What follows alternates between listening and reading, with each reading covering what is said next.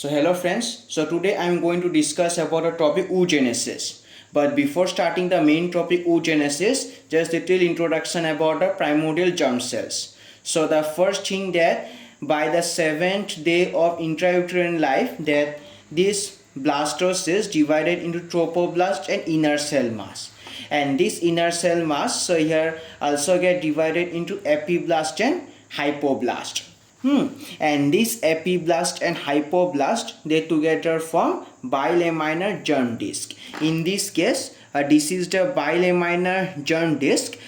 This is epiblast and this is hypoblast. And the cavity formed by this epiblast is known as amniotic cavity, and by this hypoblast is known as primary yolk sac. So therefore I have written amniotic cavity, it is simply cavity formed by epiblast, and primary yolk sac it is cavity formed by hypoblast. Now that this primary yolk sac forms primordial germ cells. And here primordial germ cells form from the yolk sac, and by the 5th week of intrauterine life, so here from this primary yolk sac that is the rich gonad.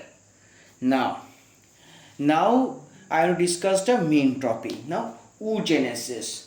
So I think that you all know that this oogenesis takes place in female. So therefore that is the gonad that I am going to mention. In this case it is the female gonad, and you know that the name of female gonad is ovary. So that is the normal information I think you know. So as I have already mentioned that these are the PGCs, that means primordial germ cells. First they are formed in the yolk sac. So this is a normal basic structure, that this is a nucleus and this is the cytoplasm. So first they migrate towards the female gonad known as ovary, and then they become oogonia. And that is the first point I have written. Primordial germ cells migrate from the primary yolk sac and they reach the female gonad known as ovary to become oogonia. Now you can see here that in the female gonad, that in the oogonia, that these primordial germ cells, that is they have undergone mitosis to increase their numbers. The first thing that you have noticed. But the next thing you can also see that the size is increased, so the enlargement also occurs. And then this, so here primordial germ cells after undergoing mitosis and enlargement, that these primordial germ cells are known as oocytes.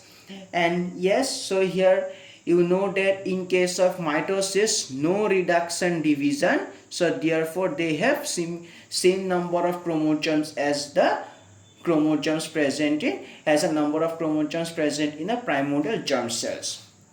And that is the second point I've written. Oogonia undergo mitosis to increase their numbers and become enlarged to form primary oocytes. Friends, so now see that so this is a primary oocyte, so this is the nucleus and cytoplasm.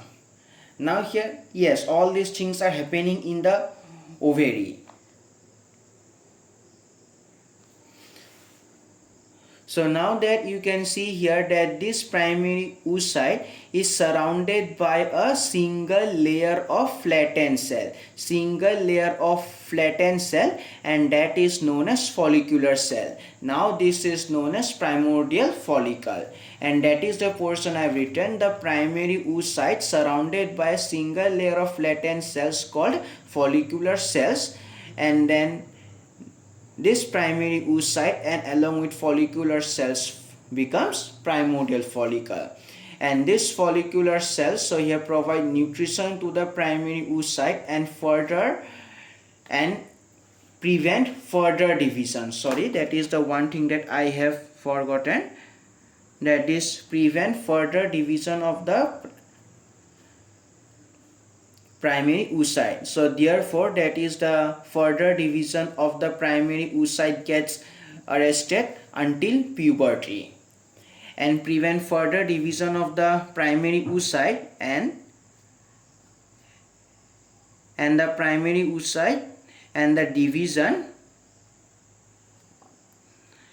arrested until puberty. and this is the main reason why, that is from birth to puberty, the primary oocyte gets arrested at the prophase 1 of the meiosis 1. I think that you studied this in a NEET UG journey also. Now I want to discuss you about the formation of, so here, primary follicle from this primordial follicle.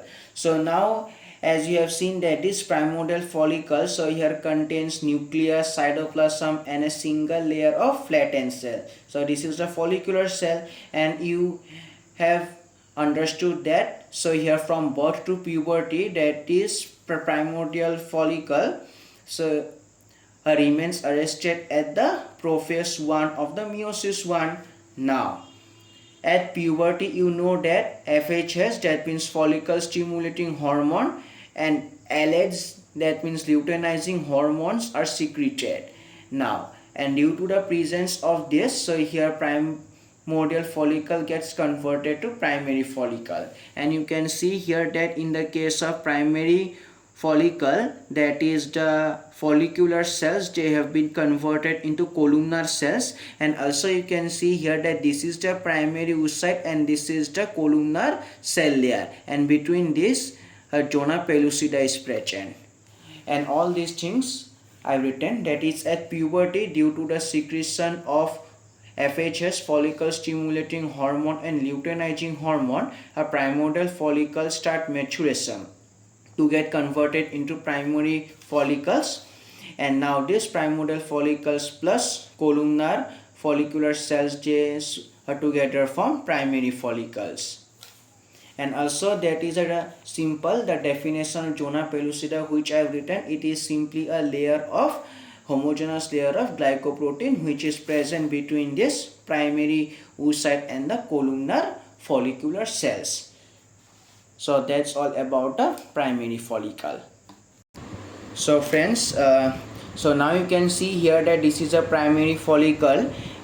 These are the columnar follicular cells, and this is the zona pellucida. This is the cytoplasm, and this is the nucleus.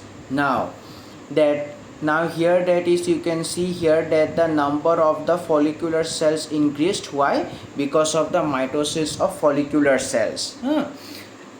So therefore, and this mitotic division of follicular cells lead to the formation of stratum granulosum. The follicular cells of the primary follicle undergo mitotic division to form a multi-layered stratum granulosum. Now this primary follicle plus stratum granulosum leads to secondary follicle. And now here in secondary follicle, that these follicular cells, now they are known as granulosa cells. Now about the formation of preantral follicle. So you can see here that this is a secondary follicle again. So here granulosa cells, zona pellucida, nucleus, cytoplasm, all those things. Now here you can see here that some of the fluid filled spaces are present, and this is preantral follicle. So therefore that is I have written, that is fluid filled space appears between granulosa and the follicle, and here and now this fluid filled space plus secondary follicle leads to preantral follicle. Now about the formation of tertiary follicle.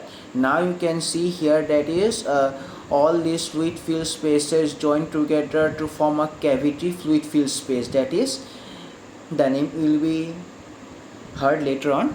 And also that is, and all these granulosa cells, they together secreted fluid in this large fluid filled space. And now these are known as tertiary follicles. So see, that is granulosa cells secrete fluid, and this fluid stored in the large fluid filled space known as antrum, and this preantral follicle. So here this is the preantral follicle. This preantral follicle plus antrum containing fluid leads to formation of tertiary follicle. Now later you will have to understand about a mature graphene follicle and through which, so here secondary ovum is released. So now till now that this is in the primary oocyte. The remaining video parts of the video you will get later on. And so till now I hope that whatever the whatever portions I have taught you, you have understood well. So please help me by subscribing our channel also. That's all. Thank you.